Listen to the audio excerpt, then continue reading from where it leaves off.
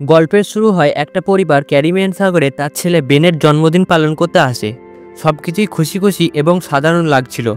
বেনের মা জুলিয়ান মজা করার জন্য সমুদ্রে ঝাঁপ দেয়। অন্যদিকে বেন ও ওর বাবা মাছ ধরতে ব্যস্ত থাকে।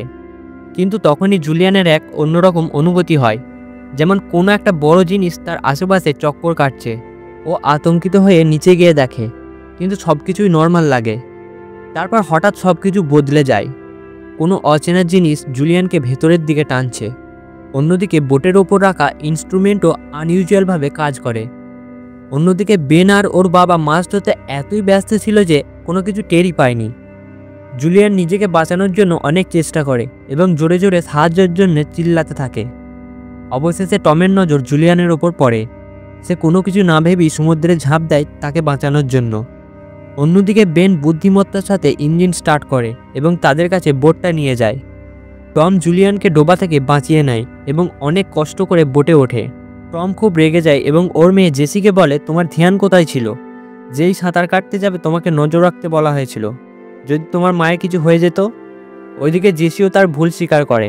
এরা যখনই বেনের বার্থডে সেলিব্রেশন করছিল তখনই জেসির বয়ফ্রেন্ডের কল আসে। ফোন দেখে দৃষ্টি আকর্ষণ করে যে ওর বয়ফ্রেন্ডের পিছনে শহরে একটা বিরাট তুফান আসতে চলেছে। এটা দেখে জেসি চিন্তা করে, কারণ তারা এখন সেফ জায়গাতেও নেই। কেসি তাড়াতাড়ি এই কথাটা তার মা এবং বাবাকে বলে। তারপর ওরা বোট চেক করতে থাকে। তারপর ওরা দেখে যে বোটের পাশে অনেকগুলি তিমি এবং হাঙর ঘোরাফেরা করছে। টমের জানা ছিল যে এমন হাঙর এবং তিমি তখনই ঘোরাফেরা করে যখন কোনো বড় তুফান আসে। যদিও তখন তুফান আসেনি, কিন্তু এর আগে এদের এই হাঙরদের থেকে মোকাবিলা করতে হবে। তখনই হঠাৎ করে বোটে একটা জোরে আঘাত লাগে। টম তাড়াতাড়ি করে পানির নিচে গিয়ে চেক করে এবং দেখতে পায় বোটের নিচে একটা বড় ক্ষত হয়ে গিয়েছে, যেটা কোনো বড় হাঙর করেছে। টম যখন ওপরে আসে তখন ওর শরীরে অনেক জখম হয়ে গিয়েছিল। জুলিয়ান তাড়াতাড়ি জখম ঠিক করার জন্য স্টেচ লাগাতে থাকে। টম ফ্যামিলিতে বলে এই ডেন্টের জন্য ওরা আর বোটকে আগে নিয়ে যেতে পারবে না। এখন ওদের কাছে একটাই অপশন ছিল, যে কাউকে সাহায্যের জন্য কল করা। কিন্তু বোটের কমিউনিকেশন কোনো সিগন্যালকে ধরতে পারছিল না। এই কঠিন সময়ে টম তাদের কাছে কতদিনের খাবার পানি আছে তা চেক করে। ওদের কাছে টোটাল 4 দিনের খাবার পানি ছিল, কিন্তু ওদের কাছে আস্থা ছিল যে ওরা কোনো শিপিং রুটেই আছে এবং কেউ না কেউ ওদের দেখতে পাবে। তখনই তারা একটা জোরে আওয়াজ শুনতে পায়। তারা বাইরে গিয়ে দেখে একটা বড় মেট্রোয়েড তাদের দিকে আসছে। যদি এটা ওদের বোটের ওপর পড়তো তাহলে একটা বড় তাবাহি হতো। টম তাড়াতাড়ি বোটের ইঞ্জিন স্টার্ট করে, কিন্তু জানতো এতে বোটের ইঞ্জিনের ক্ষতি হতে পারে। এবং এমনটাই হয়, বোটের ইঞ্জিন খারাপ হয়ে যায়। ওই সময়ই অন্য আর একটা মেট্রোয়েড ওদের ওপর পড়তে থাকে। এখন ওদেরকে বাঁচানোর জন্য আর কোনো বিকল্প থাকে না। তাড়াতাড়ি ওরা বোটের নিচের অংশে গিয়ে লাইফ জ্যাকেট পরে নেয়। তারপর একটা জোরদার ধামাকা হয় এবং সবাই অজ্ঞান হয়ে যায়। কিন্তু যখন জ্ঞান আসে ওরা দেখে ওরা বেঁচে আছে, কিন্তু ওদের শরীরে অনেক আঘাত লেগেছে। সবথেকে আশ্চর্যজনক কথা ছিল ওদের বোটে একটা বড় ফুটো হয়ে গেছিল, কিন্তু তবুও সেটার মধ্যে পানি আসছিল না। পুরো পরিবার বোটের বাইরে গিয়ে দেখে এমন এক দৃশ্য যেটা আগে তারা কখনো দেখেনি, এবং এটা দেখে ওরা আশ্চর্য হয়ে যায়। এখানে তো বোটের আশেপাশের জায়গায় মাছ পড়েছিল এবং বোট একটা পাথুরে পাহাড়ি এলাকায় আটকে পড়েছিল। যেখানে কাল রাত পর্যন্ত অনেক পানি ছিল সেখানে এখন বড় বড় পাহাড় এবং খাল নজর পড়ছিল। টম কম্পাস বের করে এবং ডাইরেকশন চেক করে। তাড়াতাড়ি ও বুঝতে পারে যে স্থলভাগের সাথে কিছু গন্ডগোল হয়েছে।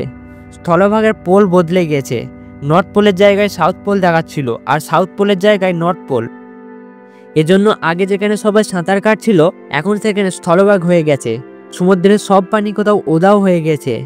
এইসব দেখে পুরো ফ্যামিলি আশ্চর্য হয়ে যায়।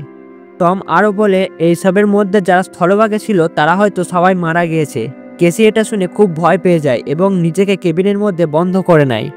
জুলিয়ান অবশিষ্ট খাবার এক কাছে করতে থাকে এবং টম বার্থডের সমস্ত বেলুন আকাশে ছেড়ে দেয়, যাতে যদি কেউ বেঁচে থাকে তাহলে তাদেরকে দেখতে পাবে। এরপর টম রেডিওর সাহায্যে যোগাযোগ করার চেষ্টা করে। যদিও আশা ছিল না যে তাদের সাথে কারো যোগাযোগ হয়, কিন্তু আশ্চর্যভাবে যোগাযোগ হয়। টমের রেসপন্স আসে একটা ক্যাপ্টেনের থেকে, যে নিজেও এই সমুদ্রে আটকে পড়েছিল। ও ওর নিজের সাবমেরিনে ছিল। ক্যাপ্টেন টমকে বলে পৃথিবীর পোল বদলে গেছে, এটা 1 সপ্তাহের মধ্যে আবার আগের অবস্থায় ফিরে চলে আসবে। মানে 1 সপ্তাহের পর সমুদ্রের পানি আবার তার নিজের জায়গায় চলে আসবে। কিন্তু ওই সময়ের ঢেউ খুব খতরনাক হবে। ক্যাপ্টেন টমকে কোনো উঁচু জায়গায় খুঁজতে বলে এবং সেখানে চলে যেতে বলে, কারণ সেখানে বেঁচে থাকার চান্স একটু বেশি থাকবে। এটা শুনেই জুলিয়ান তার ছেলে মেয়েদের বলে প্যাকিং করে নাও এবং যার জন্য প্রস্তুত হও। টম ক্যাপ্টেনকে জিজ্ঞেস করে ওর সাবমেরিনে বাচ্চাদের জন্য কোনো জায়গা হবে কিনা। ক্যাপ্টেন জবাব দেয় ও যদি চায় ও অবশ্যই রাখতে পারে, কিন্তু ওর সাবমেরিনে এখন শুধুমাত্র 2 লোক থাকার মতো জায়গা আছে, একজনকে রাখতে পারে। টম ক্যাপ্টেনকে রিকোয়েস্ট করে প্লিজ আমার বাচ্চা দুটোকে রেখে দাও, এর বদলে তুমি যা চাইবে তাই করব। তারপর ক্যাপ্টেন রাজি হয়ে যায়। এরপর টম সাবমেরিনের লোকেশন চিহ্নিত করে। টম জুলিয়ানকে বলে সব কিছু যদি ঠিক থাকে তাহলে আমরা 2 দিনের মধ্যে সাবমেরিনের কাছে পৌঁছে যাব। পরের দিন সকালে পুরো ফ্যামিলি সফরের জন্য রেডি হয়। তখনই টম দেখে একটা অদ্ভুত লোক একটা কুকুরের সাথে তার দিকে আসছে। টম লক্ষ্য করে যে লোকটা আহত ছিল এবং ওকে সাহায্য করার দরকার। টম ওকে পানি দেয়। পানি খাওয়ার পর সে টমকে থ্যাংক ইউ বলার জায়গায় টমের ওপর আক্রমণ করে দেয়। তারপর ছুরি দিয়ে টমকে মেরে ফেলে। জুলিয়ান এখন নিজের বাচ্চাদের বাঁচানোর জন্য কেবিনের মধ্যে একটা লকারের মধ্যে তার ছেলেদের ভরে দেয়। তারপর কেসিকে একটা ফ্লেয়ার গান দিয়ে বলে এটার ব্যবহার তখনই করবে যখন খুব দরকার পড়বে। ইতিমধ্যেই লোকটা বোটের কাছে পৌঁছে যায়। জুলিয়ান নিজেকে বাঁচানোর জন্য বাথরুমে চলে যায়। লোকটা বোটের মধ্যে খোঁজাখুঁজি শুরু করে দেয়। যখনই ও খাবার দেখতে পায় খেতে শুরু করে দেয়। এর থেকে প্রমাণ হয় যে ও কয়েকদিন ধরে খুবই ক্ষুধার্ত ছিল। তারপর জুলিয়ানের আওয়াজ পেয়ে সে জুলিয়ানের কেবিনে যায়, কিন্তু সেখানে জুলিয়ান থাকে না। আসলে বোটের মধ্যে যেই ফুটো হয়েছিল সেই ফুটো দিয়ে নিচে নেমে পড়ে, কিন্তু লোকটার কুকুর জুলিয়ানকে দেখে ফেলে। জুলিয়ান বাধ্য হয়ে কুকুরটাকে মেরে ফেলে। লোকটা কুকুরটাকে মরা অবস্থায় দেখে বুঝতে পারে জুলিয়ান নিচে আছে। তাড়াতাড়ি করে ওকে ধরার জন্য সে বোটের নিচে নামে। জুলিয়ান আবার বোটের ওপরে গিয়ে ভাঙা কাঁচ দিয়ে ভেতরে ঢুকে পড়ে, কিন্তু কিছুক্ষণ পর কিলার তাকে ধরে ফেলে ও জুলিয়ানকে তাকে চুল ধরে মারতে থাকে, টর্চার করে এবং গলা টিপে ধরে থাকে। তখন কেসি যে কেবিন থেকে সমস্ত কিছু দেখছিল সে ভাবে যে এটাই সঠিক সময় এই ফ্লেয়ার গানটা ব্যবহার করার। কেসি ফ্লেয়ার গান চালিয়ে দেয়। এতে লোকটার বিশেষ কিছু ক্ষতি হয় না, কিন্তু এর ফলে বোটে আগুন লেগে যায়। তখনই জুলিয়ান ও ওর ছেলে মেয়েদের নিয়ে বোটের বাইরে বেরিয়ে চলে আসে। বাইরে বেরিয়ে এসে কেসি ও বেন ওর বাবার ডেড বডি দেখে কান্না করতে থাকে। ওদের উম্মিদ ছিল না যে এইসব কিছু হয়ে যাবে। জুলিয়ান ওর হাজব্যান্ডকে দেখে কাঁদতে থাকে। তখনই সে দেখে সেই জ্বলন্ত বোট থেকে ওই লোকটা আবার আসছে। এটা দেখে জুলিয়ান বুঝে যায় এখানে দাঁড়ানো একদম নিরাপদ হবে না। তাই সে তার ছেলে মেয়েদের নিয়ে এখান থেকে পালাতে শুরু করে। পালাতে পালাতে এতটাই হাঁপিয়ে যায় যে একটা পাহাড়ের পিছনে আরাম করার জন্য বিশ্রাম নেয়। ওদের মনে হয় যে কিলার ওদের পেছন করা ছেড়ে দিয়েছে। কেসি বেনকে পান করার জন্য পানি দেয়। বেন পানি খেতে চায় না। তখনই জুলিয়ান দেখে সেই কিলারটা আবার তাদের কাছে আসতে শুরু করেছে। এখনও ওরা 3 জন কিলারের থেকে বাঁচার জন্য আবার পালাতে শুরু করে। পালাতে পালাতে ওরা পুরো একদম হাঁপিয়ে যায়। তারা পিছনে দেখে সে তখনও তাদেরকে তাড়া করছে। দৌড়াতে দৌড়াতে তারা এমন একটা জায়গায় পৌঁছে যায় যেখানে বিষ জাতীয় পানি ছিল, যদিও ওখান দিয়ে যাওয়া বিপজ্জনক ছিল। তারপর জুলিয়ান বুঝতে পারে যে বেন ডিহাইড্রেট হয়ে গেছে। ওর কাছে পানির কয়েক ফোঁটা ছিল যেটাকে বিশেষ কোনো কাজ হয় না। এইসবের মধ্যে বেনের বোন কেসি আশা ছেড়ে দিয়েছিল যে ও বাঁচতে পারবে কিনা। ও চাইছিল যে ওর মা এবং ওর ভাই বেনও হার মেনে নেয়। এটা শুনে ওর মা বলে চুপ করো, আমি যেটা বলছি সেটা করো, আমরা এগিয়ে যাব এবং আমি তোমাদের বাঁচিয়ে নেব। তারপর তারা আবার চলতে শুরু করে। কিছু দূরে গিয়ে তারা একটা অনেক পুরনো প্লেন দেখতে পায়, যেটা সম্ভবত অনেক আগে এই সমুদ্রে ডুবে গিয়েছিল। সময় নষ্ট না করে ওরা প্লেনের ভিতরে লুকিয়ে পড়ে। জুলিয়ান একবার ওদের পরিবারের ছবি দেখে যেটা কালকে রাতে ওরা তুলেছিল। ফটো দেখে সবাই টমকে খুব মিস করছিল। রাত অনেক হয়েছিল, পুরো পরিবার ক্লান্ত হয়ে পড়েছিল। কেসি আর বেন ঘুমাচ্ছিল, কিন্তু জুলিয়ান ঘুমোয় না, কারণ সে জানে রাতের বেলায় কিলারটা আক্রমণ করতে পারে। তারপর জুলিয়ান বাইরে গিয়ে ঘুমানোর নাটক করলে সেই কিলারটা এসে তাকে মারতে গেলে জুলিয়ান উল্টে তাকে হামলা করে দেয়। এইবার জুলিয়ান অনেক রেগেছিল এবং এত জোরে ছুরির আঘাত করে যে তার জীবন চলে যায়। অবশেষে এই মাথার বোঝটা হালকা হয়। জুলিয়ান এখন শান্তির ঘুম দেয়। পরের দিন সকালে ওরা যখন কিলারের বডি দেখে অনেক খারাপ অবস্থায় থাকে। এটা থেকে ওরা আন্দাজ করতে পারে যে ফাঁকা সমুদ্রও অনেক খতরনাক হয়। তারপর জুলিয়ান ম্যাপ বার করে আন্দাজ করে যে কিভাবে সাবমেরিনের কাছে পৌঁছানো যায়। আগে যেতে যেতে বেনের অনেক তেষ্টা পায়। ও নিজেকে না কন্ট্রোল করতে পেয়ে ওই জলই খেয়ে নেয়। জুলিয়ান ওকে মানা করেছিল যে ওখানকার পানি না খেতে। তারপর বেনের চুল ধরে তাকে টেনে আটকায়। বেন অসুস্থ হয়ে পড়ে। জুলিয়ান আর কেসি তাড়াতাড়ি সেখানে একটা শেল্টার বানায়। কিছুক্ষণ আরাম করার পর একটা শব্দ শুনতে পায় ওরা। বাইরে গিয়ে পাহাড়ে উঠে দেখে অনেকগুলো কাঁকড়া ওদের দিকে আসছে। ওরা ওখান থেকে পালিয়ে যেতে যেতে একটা কার্গো জাহাজ দেখতে পায়। জাহাজে অনেকগুলো কন্টেনার ছিল যেখানে অনেক লোক লুকিয়ে ছিল। ওদের দেখে ওরা ভিতর থেকে কন্টেনার বন্ধ করে দেয়। জুলিয়ান বারবার দরজা ঠকঠকাতে থাকে। জুলিয়ান ভিক্ষা চায় দরজা খোলার জন্য, কিন্তু ওদের পিছনে কাঁকড়ার একটা বিশাল সেনা ছিল এবং সেটা ওদের দিকে এগোতে থাকছিল।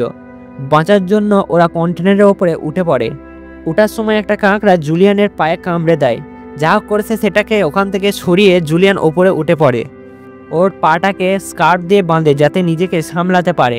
তারপর জুলিয়ান অজ্ঞান হয়ে যায়। কেসিয়ার বেন দেখে অনেকগুলো কাঁকড়া কন্টেনারের ভেতর ঢুকছে এবং ওখানকার মজুদ লোকেদের ওপর হামলা করতে শুরু করে দেয়। ওরা ওদের নিজেদের বন্দুক দিয়ে মারতে থাকে, কিন্তু বেশিক্ষণ সামলাতে পারে না। কাঁকড়ার সংখ্যা অনেক বেশি ছিল। পরের দিন সকালে জুলিয়ানের জ্ঞান ফিরলে দেখে ওর বাচ্চা দুটো সেখানে নেই। ও খুব ভয় পেয়ে যায়। এই জায়গাটা এতটাই খতরনাক ছিল যে কেউ সহজেই এখানে মরে যেতে পারে। ভয়ে জুলিয়ান কান্না করতে থাকে। তখনই দূর থেকে বেন এবং কেসিকে আসতে দেখে। ওরা আসলে খাবার এবং অস্ত্রের সন্ধানে গিয়েছিল। এখন ওখানে আর কাঁকড়া ছিল না, কারণ ওরা আগে চলে গেছিল। এটা দেখে জুলিয়ান শান্তি পায়। জুলিয়ান ওর কাঁকড়ার আঘাত করার ক্ষতটাকে ঠিক করতে থাকে, আর অন্যদিকে বেন অস্ত্র সেট করতে থাকে। এরপর জুলিয়ান ক্যাপ্টেনের সাথে কন্ট্যাক্ট করে। ক্যাপ্টেন বলে ওর ওপরও সমুদ্রের প্রাণীরা হামলা করে দিয়েছে। এখনও খুব জখম এবং ওদের আর সাহায্য করতে পারবে না। সাথে ক্যাপ্টেন এটাও বলে যে এখন সমুদ্রের পানি আবার নিজের জায়গায় ফিরে আসতে চলেছে। এই জন্য এই সমুদ্রের প্রাণীরা আবার ফিরে এসেছে। এখন ওদের এটাও জানা ছিল না যে সাবমেরিনের কাছে পৌঁছানোর জন্য কোন দিকে যেতে হবে, কারণ এই দৌড়ঝাঁপের মধ্যে ওদের ম্যাপটাও কোথাও পড়ে গেছে। তখন ক্যাপ্টেন ওর ফ্লেয়ার গান দিয়ে হাওয়ায় ফায়ার করে যাতে জুলিয়ান আর ওর বাচ্চারা সঠিক দিক বুঝতে পারে। তারা দেখতে পায় এবং জোরে জোরে সাবমেরিনের কাছে পৌঁছাতে থাকে। কিন্তু ওখানে পৌঁছানো অত সহজ ছিল না। রাস্তায় ওদের একটা টক্সিক ওয়েস্ট জোন থেকে যেতে হতো, যেখান থেকে যেতে যেতে ওরা অসুস্থ হয়ে যেতে পারে, আর জীবনে ঝুঁকিও ছিল। জুলিয়ান আগে যেতে বলে, কিন্তু কিসমত আবার ধোকা দেয়। জুলিয়ান যে সবের পিছনে ছিল, ল্যান্ডস্লাইডের কারণে সে আটকে পড়ে। কেসি ওর মাকে ছাড়া আগে যেতে চায় না। জুলিয়ান নিজের কসম খেয়ে বলে যে কেসি যে করেই হোক ওর ভাইকে বাঁচাবে। এরপর কেসি ওর ভাইকে নিয়ে সেখান থেকে যেতে থাকে। সাবমেরিনের কাছে ওরা পৌঁছে গিয়ে দেখে ওখানে কেউ ছিল না। জোরে জোরে দরজায় ঠোকা মারতে থাকে। তখনই পিছন থেকে ক্যাপ্টেন আসে, যে পুরোভাবে জখম ছিল। তখন ক্যাপ্টেন বলে আমার বাঁচার চান্স আর বেশি নেই, আর সাবমেরিনে 3 জন লোক বসতে পারবে। এটা শুনে কেসি তাড়াতাড়ি তার মায়ের দিকে যায়। অন্যদিকে কাঁকড়া আবার জুলিয়ানের দিকে ধেয়ে আসতে শুরু করে। জুলিয়ান ওর বন্দুক দিয়ে ওদেরকে মারতে থাকে, কিন্তু বেশিক্ষণ পারে না, কারণ ওর বন্দুকে গুলিও শেষ হয়ে যায়। কেসি ওপর থেকে হাত বাড়ায় এবং জুলিয়ানকে সেখান থেকে বাঁচিয়ে নেয়। তারপর ওরা দৌড়ে সাবমেরিনের কাছে পৌঁছে যায় এবং বিনা সময় নষ্ট করে তারা সাবমেরিনের ভেতর ঢুকে পড়ে। ওদের পিছনে এখনও সেই কাঁকড়ার সৈন্য তাদের দিকে আসছিল। তখনই সামনে থেকে একটা ভয়ঙ্কর সমুদ্রের ঢেউ আসতে থাকে। এটা 100 ফুট উঁচু ছিল এবং দেখতে খুবই ভয়ঙ্কর লাগছিল। ঢেউ জোরে ওদের সাবমেরিনে আঘাত করে এবং ওরা সকলেই অজ্ঞান হয়ে যায়। তারপর ওদের যখন জ্ঞান ফিরে, ওরা দেখে ওদের সাবমেরিন এখন পানির মধ্যে নেই। ঢেউ ওদের একটা শহরে নিয়ে চলে এসেছিল, যেখানে পুরো শহর ধ্বংস হয়ে গিয়েছিল। এটা দেখে ওরা বুঝতে পারে যে এখন স্থলভাগের সমস্ত মানুষ শেষ হয়ে গেছে। ব্যাস, এটাই শেষ সিন ছিল। এটার সাথে সাথেই কাহিনী শেষ হয়ে যায়।